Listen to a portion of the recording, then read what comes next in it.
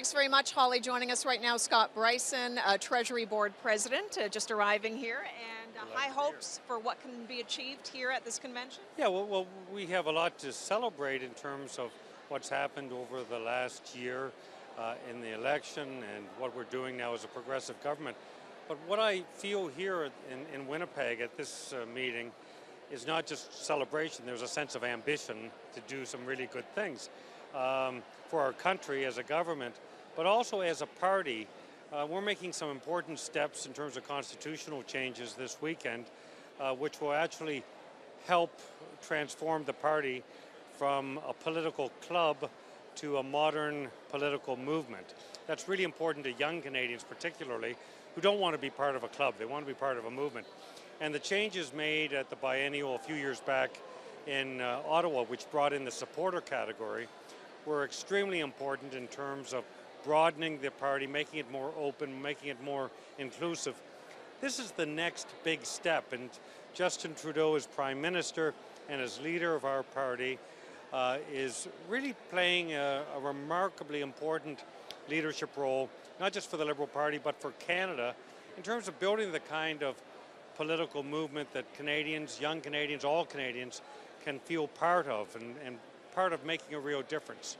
Okay, so explain, we were just speaking to one Liberal delegate, one from PEI, who expressed some deep concerns and who said, the specific goal for him and his supporters on this issue of changing the Liberal Constitution specifically is to defeat this proposal. And I want to get your reaction to that, because he says it's a centralization of power that's taking place. This was his view, not opening up the party at all. And he says, we don't know what we're replacing the old Constitution with here, and we can't move forward until we have those answers. So your reaction to that planned defeat of this proposal and not having enough information, he says, as delegate. Actually, the party has been very transparent in terms of the changes proposed to the Constitution. If anything, they simplify the Constitution. They make it more understandable, simpler, more transparent, more open. And they actually, in the old days, political parties were clubs. Today, the Conservative Party and even the NDP Party remain clubs.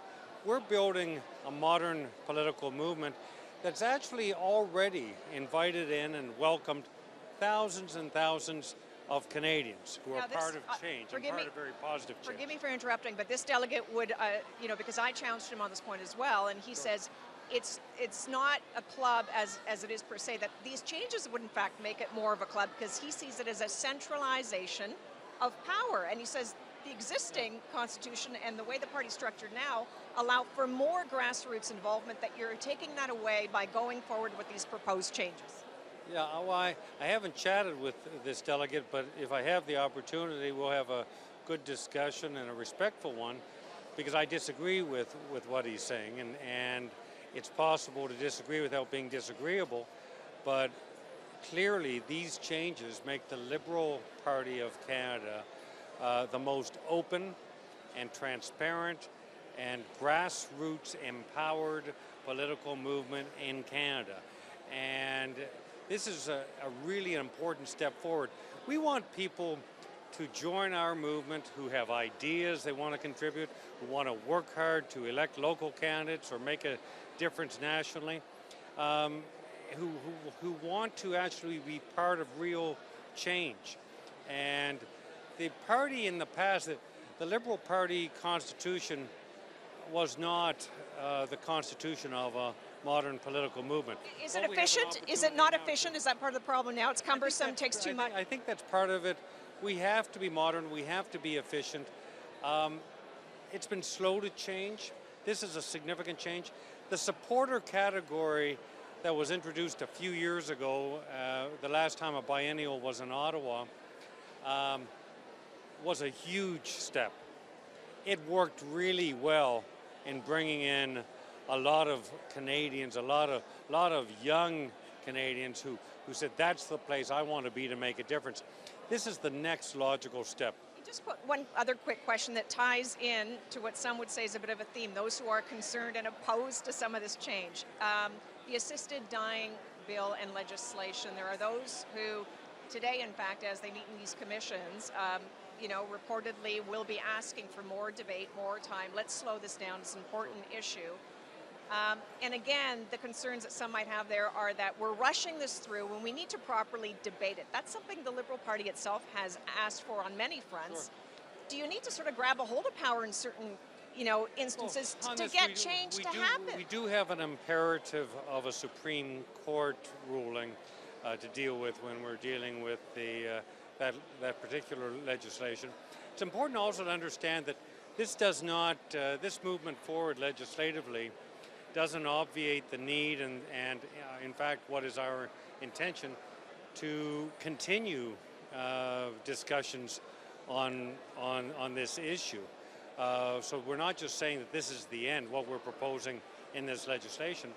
This is actually part of what will be a bigger conversation in the future, and we're open to it. What we're doing now is responding to the Supreme Court decision, and we're doing it respectfully engaging Parliament and engaging Canadians. But it's not the end of a conversation. It's an important step.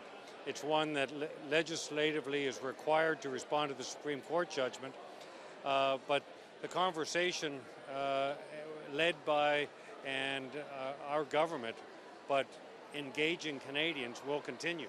Just quickly, your reaction that we're seeing some reports that specifically the policy chair of the Liberals women's group today that's meeting is going to try and put forward an emergency resolution to slow this issue down specifically to get more time. This is a Liberal convention, which means there will be a healthy debate on a lot of important issues.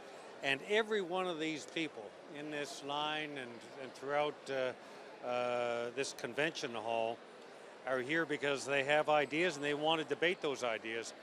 And if you want to go to a place where people are discouraged from debating those kinds of important issues, go to Vancouver this weekend, because there's lots of people who are gathering there who will be discouraged from having those kinds of discussions.